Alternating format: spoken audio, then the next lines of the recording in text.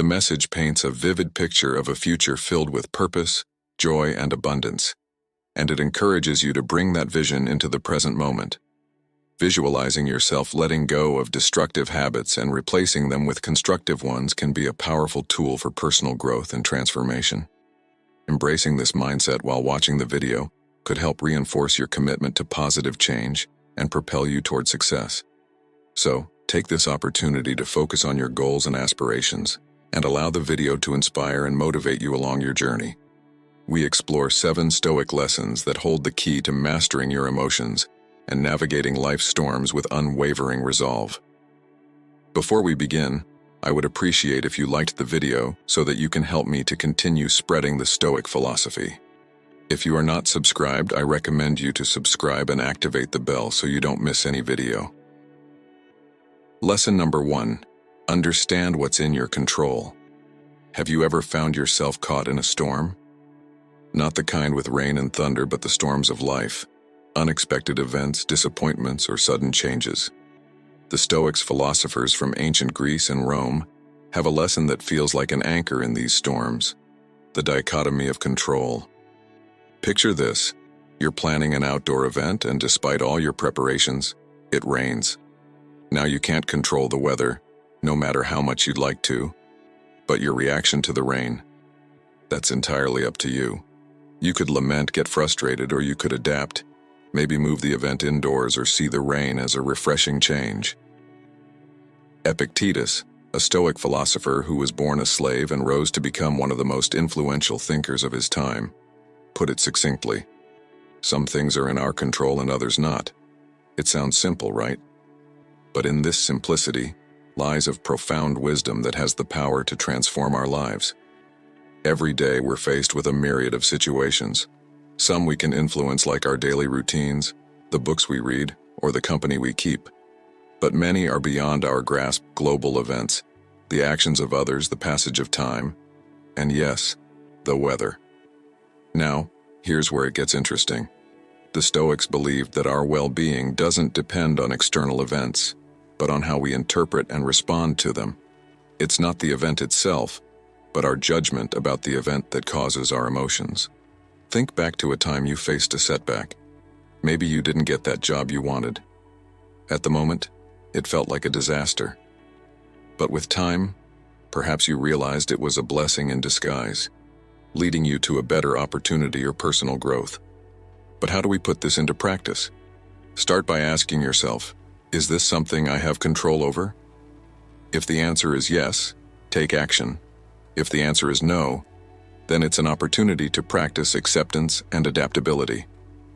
By truly understanding and internalizing this principle, we can free ourselves from unnecessary anguish. We can navigate life with a sense of calm, knowing that while we can't control the winds, we can adjust our sails. In a world that often feels chaotic, the dichotomy of control is a beacon of clarity. It reminds us to focus our energy where it matters most, and to embrace the serenity and knowing that some things are simply beyond our grasp. Lesson number 2. Reflect before reacting.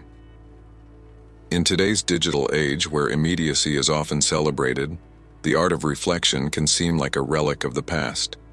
Yet it's this very act of pausing and pondering that can be our saving grace in a world that demands rapid responses. Consider the countless times we're faced with decisions both big and small, from choosing a meal at a restaurant to deciding on a career path. The spectrum of choices is vast, but it's not just the magnitude of these decisions that matters, it's the manner in which we approach them. Let's delve into a common scenario: reading a message that strikes a nerve. Maybe it's a colleague questioning your work, or a friend making an offhand comment. The gut reaction might be defensiveness or anger. But what if instead of diving headfirst into that emotional whirlpool, you took a step back? By allowing yourself that momentary detachment, you're not suppressing your emotions. You're giving them a space to breathe, to be understood. This practice of reflection is not about passive acceptance or avoidance. It's about active engagement with our thoughts and feelings. It's about asking probing questions. Why did this comment affect me so deeply? What underlying beliefs or past experiences are influencing my current emotions? Is my immediate reaction based on the present situation or past baggage? Moreover, reflection before reaction is a tool that fosters empathy. By giving ourselves time, we also allow ourselves to consider the perspectives of others. Maybe that colleague had a stressful day, or that friend didn't realize the weight of their words. By reflecting, we opened the door to understanding, not just for ourselves, but for those around us. In relationships, this practice can be a cornerstone. How many misunderstandings could be avoided if we took the time to reflect before reacting? How many bridges could be built instead of burned? It's in these reflective moments that we find clarity, compassion, and connection. Furthermore, in professional settings, the ability to pause and ponder is invaluable. Leaders who reflect before making decisions are often more respected and effective. They're seen as thoughtful, measured, and wise. Their decisions born from reflection often stand the test of time. In a world that often feels like it's moving at breakneck speed, the act of reflection becomes a form of rebellion. A quiet, yet powerful statement that we won't be swept away by the currents of immediacy. It's a commitment to ourselves, to our well-being, and to the quality of our interactions with the world. In essence, to reflect before reacting is more than just a practice. It's a philosophy, a way of life that champions depth over breadth, understanding over impulsivity, and meaningful connections over fleeting interactions. It's a journey inward that has profound outward implications, shaping not just our responses, but the very fabric of our lives. Lesson number 3: practice dispassion. In a world that often feels like an emotional roller coaster, the idea of practicing dispassion might seem out of place. But let's delve deeper into what it truly means and the transformative power it holds. Dispassion isn't about suppressing emotions or becoming indifferent to the world around us. It's about cultivating a balanced perspective, a calm amidst the storm. Imagine being able to observe events, situations, and even your own emotions without being overwhelmed by them. Think about the last time you watched a gripping movie.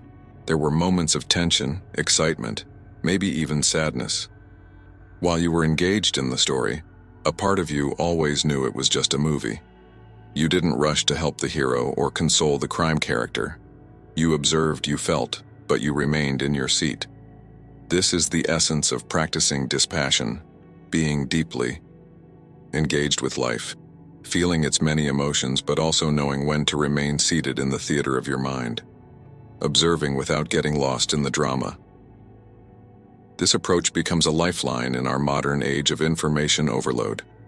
Every day we're bombarded with news updates and notifications. Reacting passionately to every piece of information would leave us perpetually exhausted.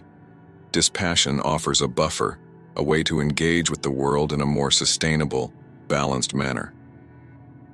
Dispassion also plays a pivotal role in interpersonal relationships.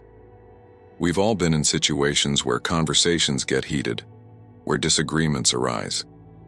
In such moments, practicing dispassion can be the difference between a productive discussion and a damaging argument. It allows us to listen more effectively, to respond rather than react, and to navigate conflicts with understanding and grace. Cultivating dispassion starts with self-awareness, regularly checking in with ourselves, recognizing our emotional triggers, and understanding our patterns creates a space between stimulus and response. In that space lies the freedom to choose our reactions, to act with intention rather than impulse.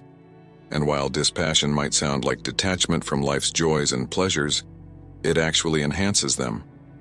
By not being overly attached to outcomes, we can fully immerse ourselves in the journey, savoring each moment without the constant fear of loss or change. Practicing dispassion is about finding equilibrium in an ever-changing world. It's a compass that points to inner peace, guiding us through life's varied terrains with grace. By embracing this practice, we not only enrich our own lives but also bring a sense of calm and clarity to those around us. Personal growth and experiences that stand the test of time. in a world that often emphasizes the now will this matter in 5 years, is a beacon guiding us towards a life of purpose, perspective, and peace.